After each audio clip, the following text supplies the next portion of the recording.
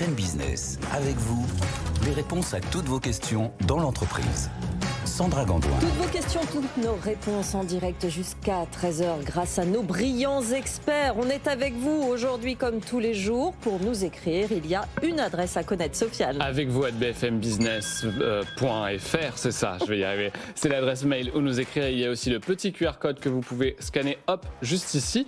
Et puis les réseaux sociaux pour nous écrire, le live LinkedIn, le live sur X pour rentrer directement en conversation avec nos experts. Réagissez jusqu'à 13h et au-delà également. On essaye de répondre à toutes vos questions évidemment sur la vie en entreprise. Nos experts aujourd'hui, Jenny Gauthier, directrice générale du Mercato de l'Emploi. Bonjour Jenny, ravie de vous retrouver. Mireille Blaise, vice-présidente Human Capital chez Voisin Consulting Life Sciences. Bonjour Mireille. Bonjour.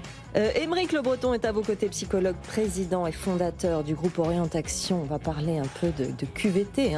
On dit ça maintenant, la QVT. On ne dit plus la santé au travail. C'est qualité de vie au travail. Qualité de vie, conditions de travail également. Voilà, ça nous intéresse beaucoup cette saison. Et puis Diane Gagny nous rejoindra dans un instant, avocate fiscaliste. On commence par la première question, Sofiane. Pour Jenny, c'est Solène qui nous dit « Je suis actuellement en recherche d'emploi.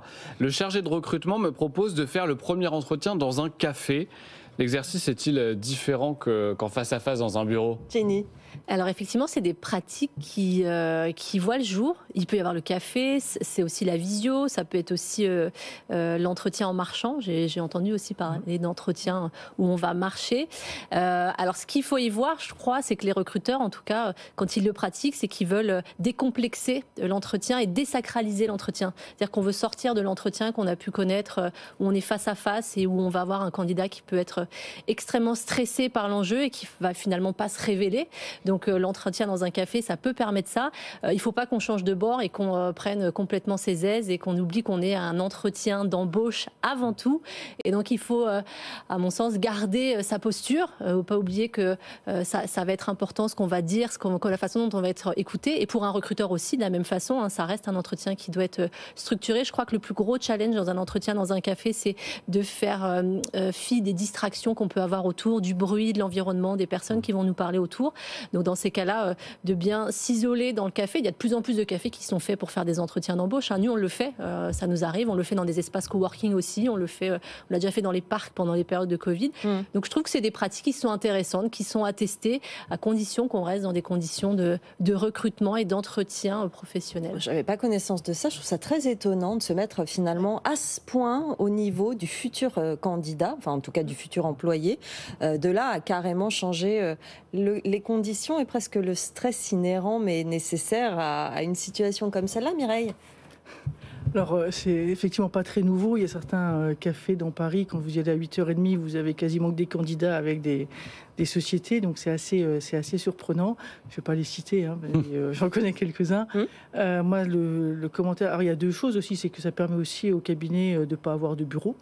Donc en termes de coûts, faut pas. Enfin, il y a aussi une dimension économique des cabinets. Faut pas. C'est pas que pour le candidat. Ouais. Et l'autre point que moi j'ai vécu, c'est un sujet de confidentialité. C'est que c'est quand même moins confidentiel quand vous êtes dans un café. Sur certains cafés, vous risquez de croiser certains de vos collègues.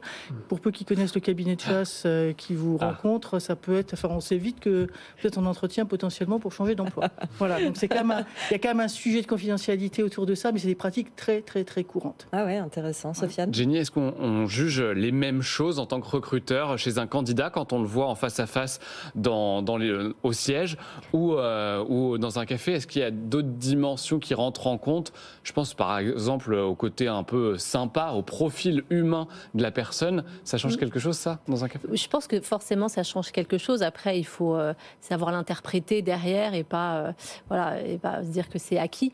Mais oui, évidemment, nous, quand on l'a mis en pratique, ça fait 8 ans qu'on le fait au Mercato de l'Emploi, de faire ça.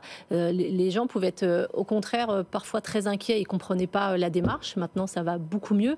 Mais je trouve qu'en termes de savoir-être, de soft skills, ça permet de révéler certaines choses. Même la façon dont les personnes vont s'exprimer auprès du serveur, comment ils vont rentrer dans le café. Il y a plein d'attitudes, c'est ce qu'on appelle tout ce qui est non-verbal. Après, c'est encore une fois le job du recruteur de savoir les interpréter et aller voir plus loin que ça aussi.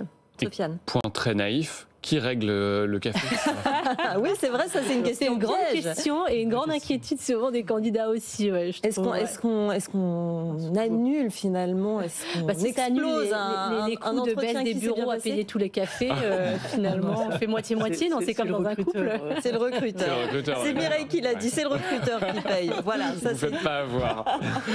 Une question pour Aymeric d'actualité, puisque dans la nuit de samedi à dimanche, nous changerons d'heure. On passera à l'heure d'hiver. Et oui, on n'y pense jamais, on ne sait jamais dans quel sens c'est.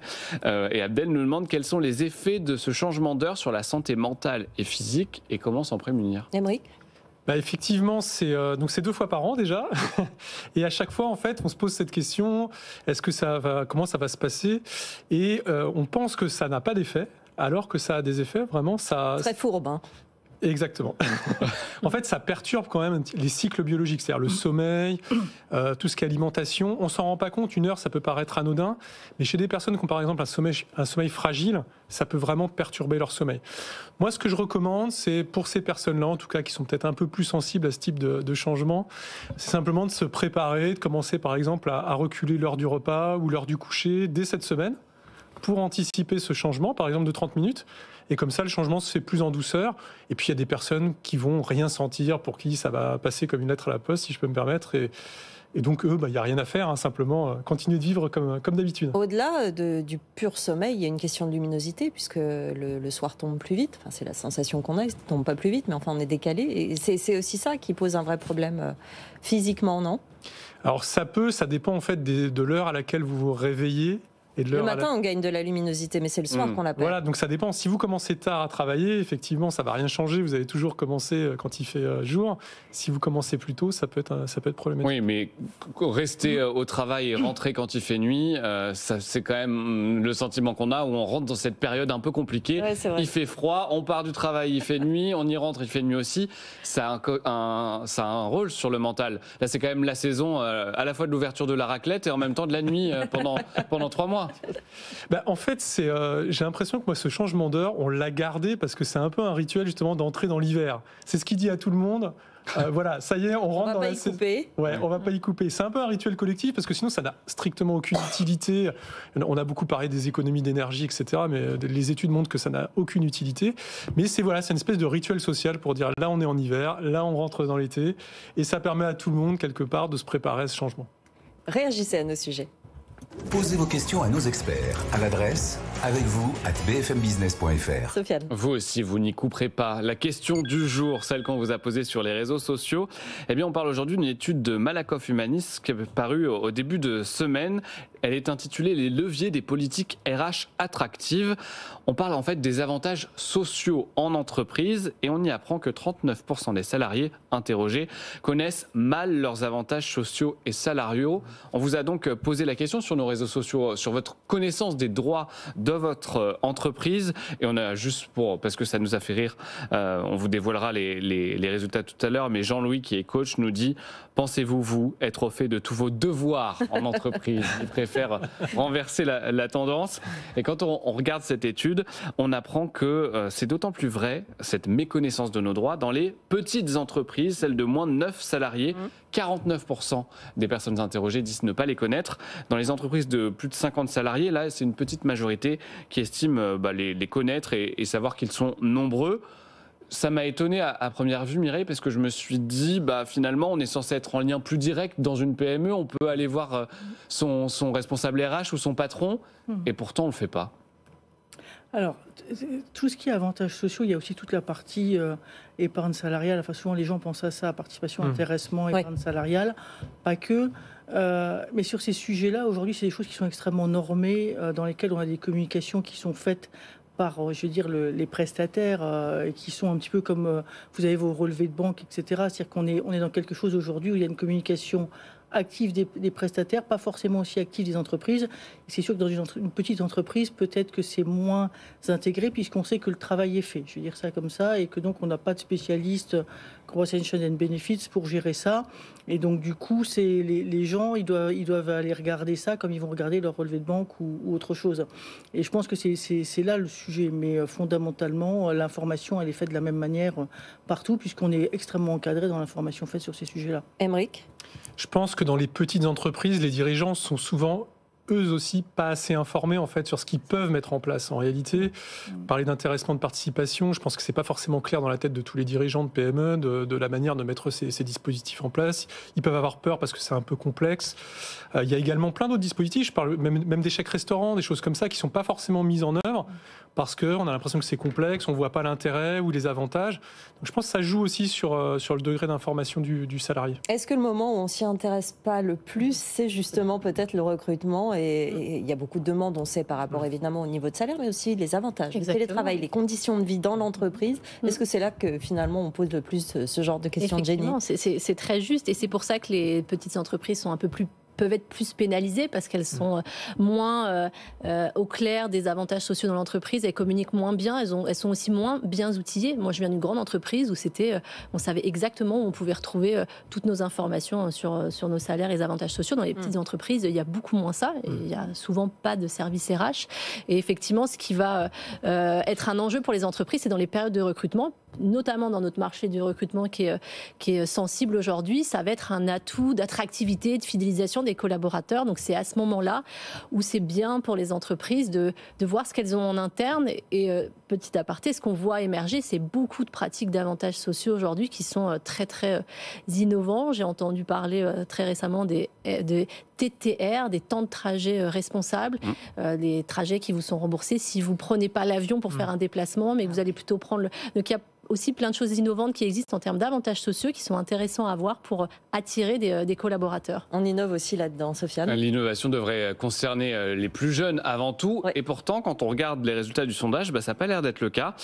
Par classe d'âge, on découvre que les moins de 30 ans sont les plus nombreux à méconnaître leurs droits et avantages. Ça monte donc à 64%, quasiment 2/3 des jeunes. Alors, est-ce que c'est parce qu'ils ont moins d'expérience dans l'entreprise et du monde du fonctionnement, ou est-ce qu'il y a une forme de désintérêt pour tous les à côté de la rémunération qui sont pourtant bien réels et importants dans une entreprise ? Mireille ? Je pense qu'ils ont des préoccupations sur les sujets de temps, souvent. C'est sûr que les rémunérations différées, intéressement, participation, ils y sont moins sensibles quand ils sont jeunes, ça c'est sûr. Jenny ? Moi, j'aurais dit que c'était justement les jeunes candidats qui posaient beaucoup ces questions-là. Ils s'y intéressent beaucoup. Après, ce que je vois, par exemple, moi, dans mon entreprise, c'est qu'on est avoir des avantages sociaux qui sont acquis dans la durée. Il y a moins ce côté motivation à les obtenir. Donc, je sais qu'on travaille beaucoup plus, nous, sur, par exemple, des avantages qui vont être ponctuels, qu'on va mettre en place parce qu'on a eu des résultats, une performance. Et que c'est ce que disait Mireille, on est moins sur le long terme, on va plus être sur le court terme. Et je trouve que ça les engage davantage. Je veux dire, voilà, si dans 6 mois, 1 an, c'est beaucoup plus court, et effectivement, ça peut être une solution aussi d'avoir des avantages sur différentes temporalités et ponctuelles. Sofiane ? Et puis, dernière différence, selon cette étude, ce sentiment de connaître ou pas les avantages sociaux de son entreprise ne touche pas de la même manière les hommes et les femmes. Une différence de genre. Les hommes sont 55% à le dire, à penser connaître ces avantages en entreprise, contre 46% des femmes. 10 points d'écart. Ils sont pragmatiques. Tout simplement, beaucoup plus pragmatique peut-être, Mireille. Aucune idée. Hein. Je suis un peu surprise parce que je pense que globalement ils le savent à peu près de la même manière. Alors est-ce que les femmes sont dans des entreprises où il y a peut-être moins de... Enfin, je ne sais pas comment a été fait le panel, mais dans lesquelles il y a moins de participation d'intéressement, et on arrive à ce résultat-là parce qu'on a plus de précarité peut-être, et que du coup c'est cet effet-là. Mais sinon, j'ai pas l'impression, mais encore une fois, il faudra analyser précisément le panel, j'ai pas l'impression que ce soit une réalité dans les entreprises dans lesquelles je suis ou j'ai été. Sofiane. Quelques réactions sur les réseaux sociaux en direct, par exemple de Radouane qui nous parle du changement d'heure et qui nous dit l'âge fait que nous encaissons moins facilement ce changement d'heure. Je parle pour moi en tout cas, donc il a l'air de connaître la chose. Et une autre réaction sur LinkedIn qui nous dit du point de vue du salarié, les avantages sociaux lors du recrutement sont primordiaux. La transparence est essentielle. Mais ça, Jenny, c'est pas toujours facile de le savoir. Il n'y a pas de fiche technique selon les recruteurs où on peut facilement comparer les avantages qu'on a. Non, mais c'est aux recruteurs aussi de s'informer avec l'entreprise au démarrage, enfin de pouvoir recenser les avantages et de le faire. Après, vous avez aussi tous les sites carrières, la marque employeur des entreprises, où de plus en plus ça devient transparent quand même. Vous prenez des entreprises qui ont des sites carrières, elles expriment, elles savent que c'est un atout pour elles, donc elles les mettent quand même de plus en plus en avant, je trouve. Mireille ? Oui, ce qu'il y a aussi qu'on n'a pas évoqué, c'est tous les bilans sociaux individualisés. C'est-à-dire qu'aujourd'hui, il y a beaucoup d'entreprises qui vous sortent une fois par an, globalement, votre bilan social individualisé qui vous donne l'ensemble des éléments de votre rémunération, tout avantage compris. C'est des pratiques qui sont quand même très fréquentes aujourd'hui. Sofiane. On passe à une question pour notre experte en droit fiscal qui vient de nous rejoindre. Bonjour Diane. Gani. Bonjour à tous. Bruno nous dit: j'ai consenti plusieurs abandons de créances et de subventions cette année, mais j'aimerais savoir si je peux bénéficier d'une déduction fiscale à ce titre. Diane. Très bonne question. Il faut savoir que les abandons de créances et les subventions sont bien évidemment déductibles fiscalement, mais à certaines conditions. Il faut que ces abandons de créances aient été consentis dans l'intérêt de l'exploitation. Excusez-moi, abandon de créance, ça veut dire... c'est vrai, remettons les choses à leur place, c'est-à-dire vous me devez quelque chose, mais finalement vous n'allez pas me le devoir, c'est ça ? Effectivement, c'est ça. C'est-à-dire que nous sommes dans le cadre d'une relation commerciale, par exemple.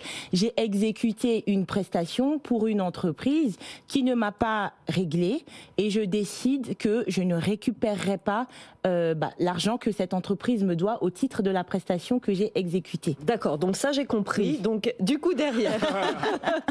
Donc c'est déductible, ces abandons de créances et ces aides que l'on fait à d'autres entreprises sont bien évidemment déductibles fiscalement, mais à certaines conditions. Cet abandon doit répondre à l'intérêt de l'exploitation. Si j'abandonne une créance à une entreprise et que je n'ai aucun intérêt à le faire, je ne pourrais pas le déduire fiscalement. Dans quelles conditions on pourrait être dans un abandon de créance qui pourrait répondre à l'intérêt de l'exploitation. Par exemple, j'ai aucun intérêt à ce que mon fournisseur tombe peut-être en faillite ou en liquidation judiciaire alors que c'est le seul à pouvoir me fournir cette marchandise-là. Donc j'ai tout intérêt à abandonner ma créance afin de permettre à cette entreprise de ne pas pouvoir tomber en liquidation judiciaire et faire faillite. Ce qui porterait bien sûr préjudice à mon exploitation. Deux choses quand même à vérifier au titre de ces abandons de créances. Il faut savoir que certains de ces abandons de créances sont soumis à la TVA. Donc il faut vérifier si la TVA est applicable ou non à ces abandons de créances afin, si c'est le cas, de pouvoir émettre la mention TVA sur le document qui va consentir à cet abandon de créance. Bon, voilà, vous savez que Diane Ngani nous donne des méthodes très précises. C'était la première méthode de cette émission et on va y revenir dans un instant, évidemment. Mais on va aussi parler, Sofiane, des titres restaurants. Ben oui, parce qu'on va continuer de parler justement d'avantages sociaux, en l'occurrence le préféré des Français, le titre restaurant donc. Les 4 millions de salariés qui en bénéficient, pourront-ils les utiliser en supermarché à partir de 2025 ? C'est la question rituelle. Et on a un grand début de réponse qu'on vous livrera dans un instant. Restez avec nous sur BFM Business.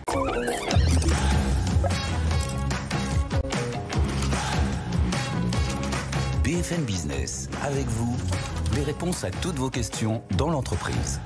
Sandra Gandoin. Continuez à nous poser vos questions sur la vie en entreprise. Tout nous intéresse, que vous soyez patron, indépendant, salarié. Nous sommes à votre écoute, nos experts également qui vous donnent leurs conseils. Écrivez-nous à cette adresse, Sofiane. Avec vous à bfmbusiness.fr, c'est là où on collecte tout, justement, le petit QR code pour poser vos questions directement. Et puis sur LinkedIn, vous le faites déjà, vous postez vos commentaires pour interpeller directement nos 4 experts. Et oui, faites comme Ridouane qui est au taquet aujourd'hui sur l'émission, qui nous pose plein de questions sur tous nos sujets. On est ravis, merci beaucoup d'être avec nous. Jenny Gauthier est autour de cette table, directrice générale du Mercato de l'Emploi. Mireille Blaise, vice-présidente Human Capital chez VCLS. Aymeric Le Breton, psychologue et président du groupe Orient Action. Et Diane Ngani, notre avocate fiscaliste. On va continuer cette émission. Nous parlions avant la pause de titres restaurants, Sofiane. Et oui, car ce devait être la fin de leur utilisation pour faire les courses. Ces titres restaurants ne devaient plus que servir les salariés à payer le restaurant, justement, comme son nom l'indique, à partir du 1er janvier 2025.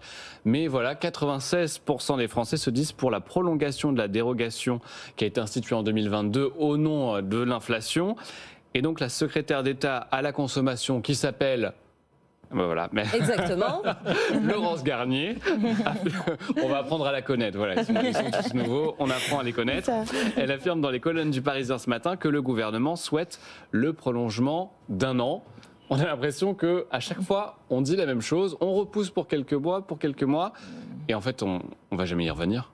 Mais on parle d'un vrai avantage. Là, tout à l'heure, on parlait des avantages sociaux. Celui-là est extrêmement connu et on attend beaucoup du titre restaurant, Mireille. Mais moi je trouve que quand on voit les restaurations rapides, je vais aller sur un autre sujet qui est celui de la QV, de la qualité de vie au travail, hors travail. C'est que quand on regarde toutes les chaînes de restauration rapide, tout ce qui s'est mis en place au coin des rues, il y a des choses plus ou moins bonnes, et que la salade de carottes, je ne vais pas citer de marque de grande distribution, elle est aussi bien, voire parfois mieux que ce qu'on y trouve. Donc pourquoi aller payer 2 fois le prix de la salade de carottes si le salarié peut aller se prendre une salade de carottes avec ses petits couverts tranquillement et aller manger dans un parc et s'aérer l'esprit. Donc moi je pense que c'est une bonne idée de poursuivre. Je sais que les restaurateurs se disent qu'on leur ôte du pouvoir d'achat, mais bon, chacun doit pouvoir manger comme il l'entend, aller chercher son pain le matin et pareil. Je trouve que c'est une facilité de paiement et ça doit être regardé aujourd'hui comme ça, même si effectivement à l'origine c'était restauration en tant que telle, quoi.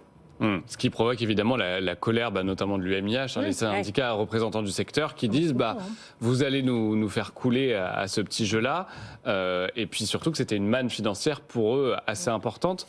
Mais maintenant, j'imagine que c'est aussi parmi les questions. On parle même souvent du montant de ce titre restaurant. On a aussi l'impression qu'avec l'inflation, c'est bon à faire augmenter ce prix à chaque fois. J'aurais pas dit mieux que Mireille. Je suis assez attachée à bien manger, donc forcément, je partage ce que de dire qu'on doit pouvoir manger où est-ce qu'on a envie de manger, et que ça doit plutôt servir aux restaurateurs de s'élever et de se dire comment je peux peut-être adapter mes propositions pour des déjeuners le midi avec différentes gammes de prix, j'en sais rien, pour pouvoir permettre de convenir à tout le monde. Oui, parce qu'on est dans une période justement qui a accompagné cette période où on peut faire ses courses avec les tickets restaurants, où les prix des restaurants ont énormément augmenté aussi. Donc c'est aussi ça va avec. Vous vouliez dire quelque chose, Aymeric ? Oui, je voulais rajouter, en fait, les tickets restaurants, ils ont été mis en place, pour être très honnête, parce qu'on a un problème de rémunération en France. C'est-à-dire que comme on a des salaires qui sont relativement bas, comparés aux autres pays, et qu'en plus on a un taux de charge sociale qui est très élevé, on a créé les tickets restaurants qui sont exonérés de charges sociales et donc qui permettent quelque part de donner une rémunération facilement pour l'employeur aux salariés. Et donc, il y a un problème peut-être de plus de fond derrière les tickets restaurants. C'est comment on fait pour rémunérer mieux les gens sans avoir forcément à passer par ce type d'artifice qui, c'est vrai, maintenant on y est attaché, on est habitué, ça existe, etc. Et c'est très bien. Mais voilà, est-ce qu'on ne peut pas faire autrement pour améliorer un petit peu la rémunération des gens tout en faisant en sorte qu'ils gardent leur liberté de choix ? Je pense que c'est important. Jenny ? Il y a le sujet, on parle des restaurateurs qui sont en opposition, et c'est un acquis qui est tellement ancré. Si jamais on y touchait, il y aurait aussi, je pense, des salariés, des problématiques dans les entreprises si on enlevait les tickets restaurants, clairement. Sofiane ? Une question pour Aymeric. Lucie nous dit comment éviter de péter les plombs et de m'en prendre injustement aux autres. Les pétages de plomb, alors. Lucie, elle est au bout du rouleau. C'est vrai que des fois, on a envie, surtout après le changement d'heure. Donc, répondre à cette question. Ça augmente les risques, le changement d'heure. Non, mais c'est vrai qu'on a vu quelques faits divers. Là, il y a eu un cycliste qui s'est fait tuer à Paris là, par quelqu'un qui a pété les plombs. C'est-à-dire que souvent, on a des gens ordinaires. On parle de rage road, c'est-à-dire sur la route, ça se passe souvent. Voilà, tout d'un coup, on a des gens ordinaires qui, tout d'un coup, font n'importe quoi, font des actes insensés. Et on essaye de comprendre qu'est-ce qui se passe. Alors, l'explication que je peux vous donner, c'est que ces actes, en fait, ces pétages de plomb, ils sont liés en fait aux émotions. C'est-à-dire, à un moment donné, les émotions, elles vous dépassent, elles prennent le pouvoir sur le cerveau rationnel et vous perdez complètement le contrôle. Mais pourquoi vous en arrivez là ? Simplement parce que c'est un mécanisme d'accumulation. Les émotions, c'est un peu comme quand vous chargez une batterie. Plus vous la chargez, mais si une fois qu'elle est complètement chargée, vous la laissez brancher encore, vous avez un risque à un moment donné, elle explose cette batterie ou qu'elle s'enflamme parce que vous allez trop la charger. Un être humain, c'est pareil, c'est-à-dire il se charge en émotions et à un moment donné, s'il est trop chargé en émotions, il peut péter les plombs. Donc, ce que je recommande, c'est que si vous êtes dans ce cas-là, c'est-à-dire que si vous vous sentez vraiment toujours en colère, toujours contrarié, que ça monte, il faut absolument faire quelque chose. Donc, soit il faut changer d'environnement, C'est-à-dire, si vous supportez plus les bouchons à Paris, si vous supportez plus les cyclistes, et vraiment que ça vous met dans des états de colère pas possible, à un moment donné, il faut réfléchir à peut-être soit changer de moyen de transport, soit changer de lieu où vous vivez, parce que en fait, sinon, votre émotion, elle va continuer à venir et elle va continuer à augmenter, avec le risque qu'un jour, peut-être, vous perdiez le contrôle. On peut aussi se déconnecter davantage de toutes les infos anxiogènes. On peut aussi faire du sport, ce genre de choses. En tout cas, se poser la question de si on n'est pas dans son état normal et que ça se répète. C'est ça vraiment le... En tout cas, une émotion, c'est toujours le signal que quelque chose ne va pas. Et si on la laisse rester et revenir en permanence, c'est qu'il y a un problème qu'on n'a pas réglé. Donc il faut régler ce problème parce que, là j'ai pris l'exemple sur la route, mais vous avez le problème par exemple des violences conjugales. Il y a beaucoup de cas de violences conjugales qui sont liés à en fait des conflits larvés qui durent depuis des semaines, des mois dans un couple, et puis à un moment donné, ça explose. Et malheureusement, ça entraîne des situations extrêmes. Donc il faut pouvoir anticiper pour éviter que ce type d'événement se survienne, en prévention, quoi. Continuez à réagir. Envoyez-nous vos questions par mail, SMS ou en vidéo. Sofiane. Bon, on va prendre les conseils bienveillants de Diane Gagné et poser pour Laurent. Je suis un futur dirigeant d'entreprise. J'aimerais savoir les avantages fiscaux d'une rémunération par les dividendes. Alors, il faut savoir qu'un dirigeant d'entreprise peut se rémunérer de plusieurs manières. Il peut se rémunérer par les dividendes, mais il peut aussi se rémunérer par un salaire qui va se verser chaque mois. Il y a des avantages et des inconvénients dans les deux modèles. L'avantage principal du salariat, bien évidemment, c'est la stabilité financière, le fait de pouvoir se rémunérer chaque mois. Il y a aussi le fait de payer des cotisations sociales qui sont quand même assez élevées et qui nous permettent d'accéder à une meilleure protection sociale, donc assurance maladie et retraite. Et les avantages qui concernent une rémunération par les dividendes sont plutôt d'ordre fiscaux, parce que la taxation des dividendes en général est moindre par rapport à celle concernant les salaires. Encore cela dépend encore du régime, parce que vous savez, c'est la société qui verse les dividendes à ses dirigeants à la fin de l'année et après la tenue d'une assemblée générale. Alors comment ça se passe ? À chaque fin d'année, la société organise l'assemblée générale, elle fait état des bénéfices et parmi ces bénéfices, elle va décider de verser oui ou non des dividendes à ses dirigeants. Donc, cette société peut être soumise à l'impôt sur les sociétés ou à l'impôt sur les revenus. Et sur ce plan-là, la taxation des dividendes va être différente. Si la société est soumise à l'impôt sur les sociétés, le dividende va être taxé deux fois. Une fois au niveau de la société, au taux de 25%, et une deuxième fois au niveau de l'associé, au titre de l'impôt sur les revenus. Si la société est soumise à l'impôt sur les revenus uniquement, les dividendes ne seront taxés qu'une seule fois. Mais alors comment, justement, on prend cette décision ? Est-ce que c'est à partir d'un certain niveau de chiffres ou comment, quand on est dirigeant, qu'on débute dans sa société, on se dit je vais prendre tel ou tel régime ? Qu'est-ce qui va être le plus intéressant ? Quelle ligne il faut regarder finalement ? Il y a déjà la question de est-ce que j'ai déjà une bonne protection sociale ? Si je n'ai pas de protection sociale et que je vais directement sur les dividendes, je sais que la protection au niveau de l'assurance maladie sera moindre. Il y a beaucoup d'entrepreneurs qui ont déjà des salaires, par exemple, et qui ont des actions, qui sont dirigeants de sociétés. Eux, ils peuvent se permettre d'aller sur une rémunération sur les dividendes parce qu'ils ont déjà un salaire, ils ont déjà une bonne protection sociale. Mais quelqu'un qui débute une activité, par exemple, qui ne sait pas quel est le chiffre d'affaires, quel est le bénéfice qu'il va réaliser, et directement part sur une rémunération sur les bénéfices, va se confronter à un problème, c'est qu'il ne sait pas déjà par avance quel sera le bénéfice qu'il va réaliser. Et les premières années, ça peut être très moins. Les premières années, ça peut être bas, on peut être en déficit. Oui. Il se prive d'une bonne sécurité sociale et d'une certaine stabilité financière parce qu'il ne pourra pas se rémunérer chaque mois. Donc la question, elle se règle au cas par cas.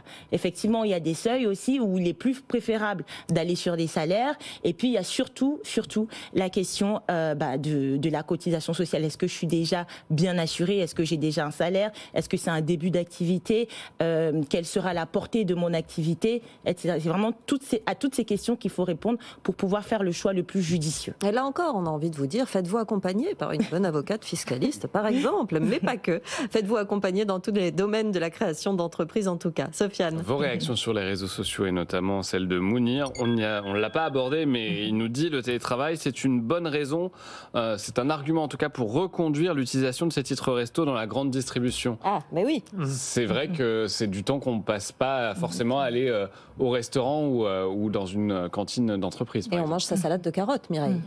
Il y a eu des vraies discussions en post-Covid sur le télétravail où des employeurs ont tenté de dire finalement quand ils sont en télétravail ils sont chez eux donc il n'y a pas de titre restaurant. Le sujet a été traité et aujourd'hui on considère que les titres restaurants quelles que soient les situations. Mais ça a été donc la question elle est allée plus loin que ça en fait. Indignation de notre avocat.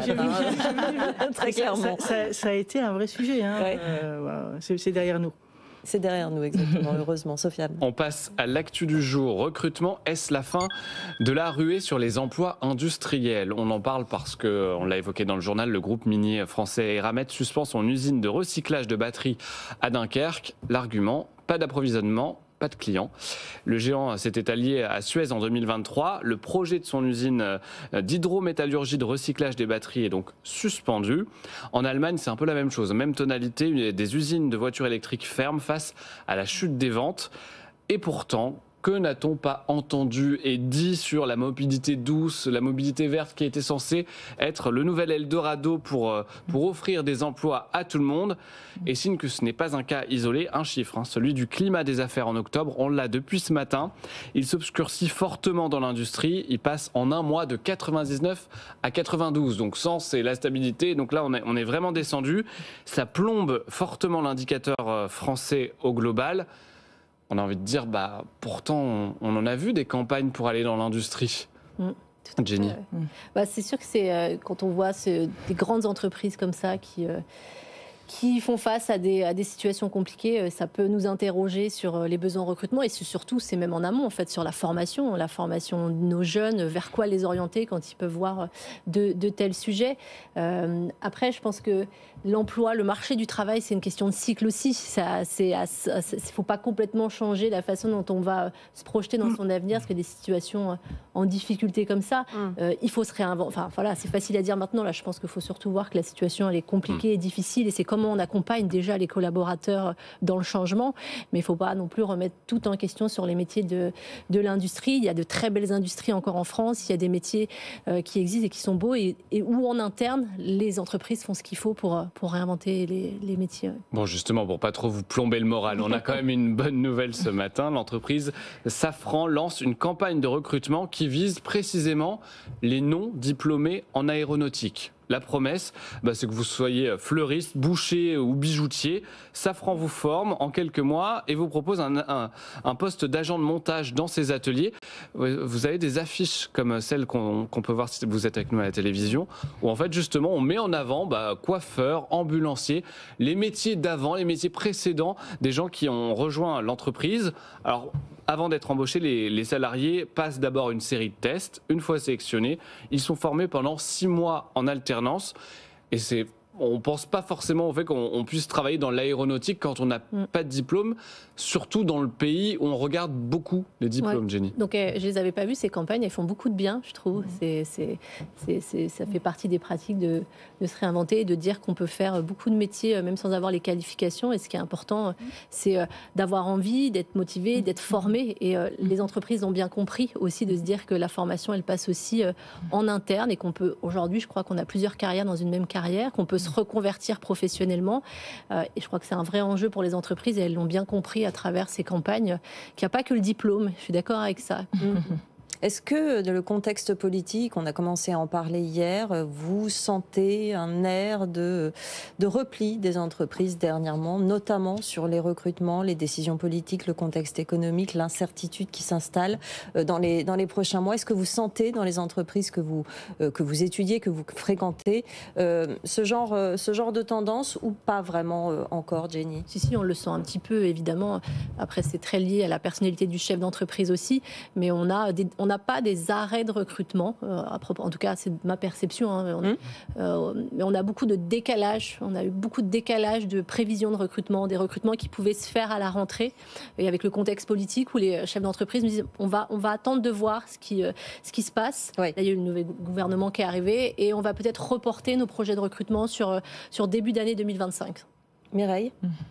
Je dirais pas plus que sur les fins d'année où en général il y a toujours une petite baisse sur les fins d'année, c'est les périodes des budgets, c'est les périodes où on se pose des questions.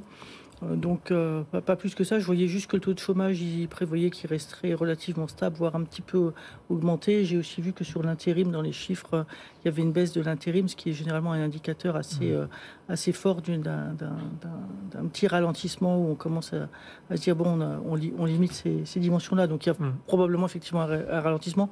Moi, je n'ai pas forcément vu au quotidien. Voilà, pour le moment, c'est pas encore visible. Dites-nous ce que vous en pensez. Avec vous, retrouvez-nous sur tous nos réseaux sociaux.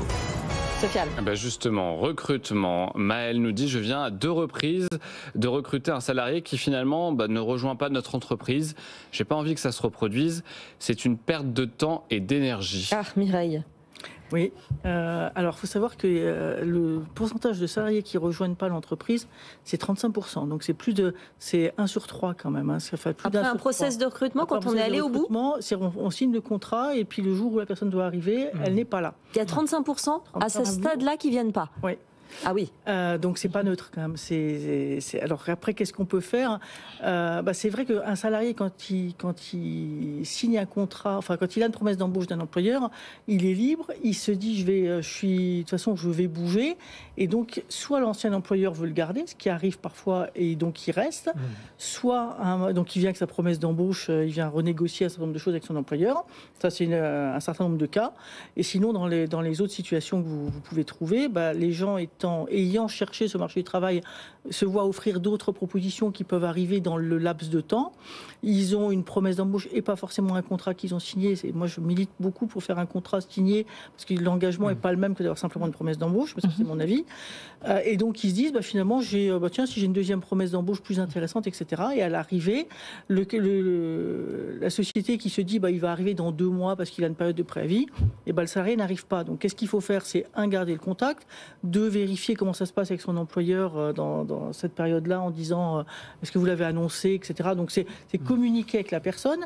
C'est 3, peut-être s'engager sur l'annonce de son arrivée déjà en échangeant avec lui en disant qu'est-ce qu'on va indiquer dans l'annonce d'arrivée. 3, c'est peut-être de lui faire rencontrer ses futurs collègues, un after work, un petit déjeuner, je ne sais pas quoi. Enfin, il y a plein de façons de faire pour maintenir le lien et puis pour l'engager, le tenir au courant de l'actualité de l'entreprise. Moi, je me souviens d'une entreprise dans laquelle j'avais rejoint il y a quelques années, qui m'avait envoyé les nouvelles d'informations de l'entreprise parce que j'allais arriver et donc qui me mettait dans la boucle des nouvelles de l'entreprise. Il y a X façons de faire, donc sensibiliser les managers aussi à avoir le contact, donc il y a quand même beaucoup de choses. Voilà.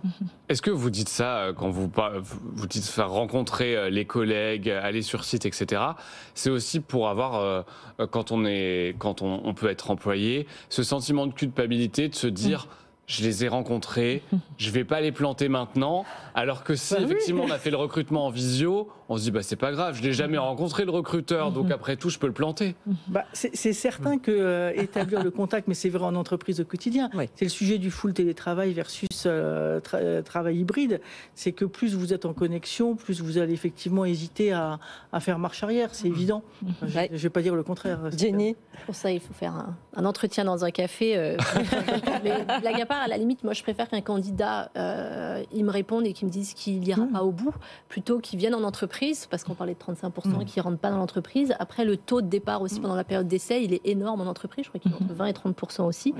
Et ça, c'est encore plus pénible et engageant pour l'entreprise, parce qu'elle prend du temps pour le former, pour l'accompagner. Donc voilà, ça arrive, ça fait partie du jeu du recrutement. On est sur un marché, le recrutement, c'est l'offre et la demande. Donc il y a ce côté où on va jouer sur ça. Et il en suffit d'un pour faire une belle histoire dans le recrutement. Donc, effectivement, ça veut dire que le contexte est quand même bien favorable et les candidats ont confiance. Il y a le pré-boarding et l'onboarding, c'est-à-dire que quand les gens rentrent dans l'entreprise, si ce que vous avez dit en entretien est conforme à ce que la personne trouve dans l'entreprise, la probabilité qu'il s'en aille, elle est quand même beaucoup plus faible. Le sujet, c'est quand vous arrivez, ça nous est tous parce que moi, ça m'est arrivé une fois. Vous arrivez dans une entreprise et vous vous dites très vite, à l'âge, c'est finalement, soit on m'a pas tout dit, soit c'est pas fait pour moi, etc. Et les gens s'obligent à rester quand même un certain temps, pour un certain, ça dépend des métiers, mais rester un certain temps, 2 ans en général. Et il y avait une enquête il y a quelques temps qui avait été faite qui disait que le salarié dans les 4-5 premiers jours d'entrée dans l'entreprise, il se projette ou pas à se dire je vais rester ou pas. C'est-à-dire qu'en fait, si on l'interroge à ce moment-là en disant finalement est-ce que vous vous sentez bien, est-ce que vous avez envie de rester, la réponse qu'il vous fait là vous dit quelque chose sur sa durée d'ancienneté dans l'organisation. Et c'est ce à quoi travaillent les IA d'ailleurs sur le fait de dire est-ce qu'à un moment donné il risque de partir, etc. On est exactement sur ces sujets-là. Hein. Une dernière question, Sofiane. Eh bien, rester ou partir, c'est le sujet de cette question de Patricia. Je suis DRH et j'entends parler de plus en plus de la tendance du big stay chez les salariés. Quelle est la conséquence pour les entreprises ? Alors, dans le contexte, le big stay, ça vient des États-Unis. C'est pile poil à peu près 1 an après la tendance de la grande démission. Là, c'est le contraire. C'est-à-dire le big stay, c'est l'approche plutôt sécuritaire, prudentielle des collaborateurs à rester en entreprise dans un contexte économique qui est peu favorable. On a beaucoup parlé de recrutement aujourd'hui.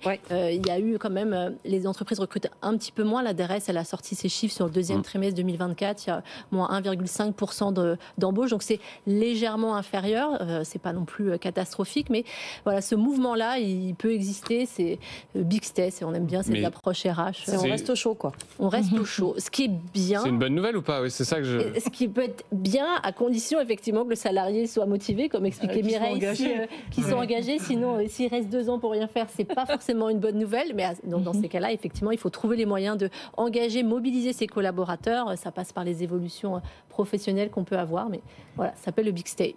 On va répondre à la question du jour, Sofiane. Mais oui, épargne salariale, titre restaurant, salle de sport. Êtes-vous au courant de tous les avantages dont vous pouvez bénéficier, tous vos droits en entreprise ? Vous avez répondu à cette question sur nos réseaux sociaux. Les résultats s'affichent. Eh bien, vous répondez non à une très large majorité, 76% sur LinkedIn, 82% sur X et 74% sur Instagram. Donc, on est sur 3 quarts, 1 quart. Ça pose quand même des questions sur notre connaissance de notre propre entreprise. Oui, et on va parler d'argent demain, Sofiane. Oui, plus 4,2% par rapport à l'an passé. C'est l'augmentation du salaire en 2023 calculée par l'INSEE. On parle du secteur privé.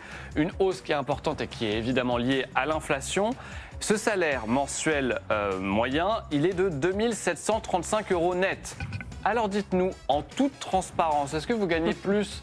Est-ce que vous gagnez moins ? Est-ce que votre salaire est proche ? Apportez-nous vos témoignages si vous le souhaitez, de manière anonyme aussi, et on en parle demain dans l'émission. Exactement, nous en parlerons demain dès midi sur BFM Business. Merci à nos experts du jour, Diane Ingani, avocate fiscaliste, Émeric Le Breton, président d'Orientation, Mireille Blaise, vice-présidente Human Capital chez VCLS et Jenny Gauthier, directrice générale du Mercato de l'Emploi. Merci à tous d'être venus dans cette émission que vous pouvez retrouver en podcast et en replay sur notre appli et notre site dans quelques minutes. Sofiane va aller se reposer et se préparer à ce changement d'heure du week-end. On retrouvera lundi évidemment et je vous retrouverai demain dans cette émission. Passez une très bonne journée sur BFM Business. Avec vous sur BFM Business.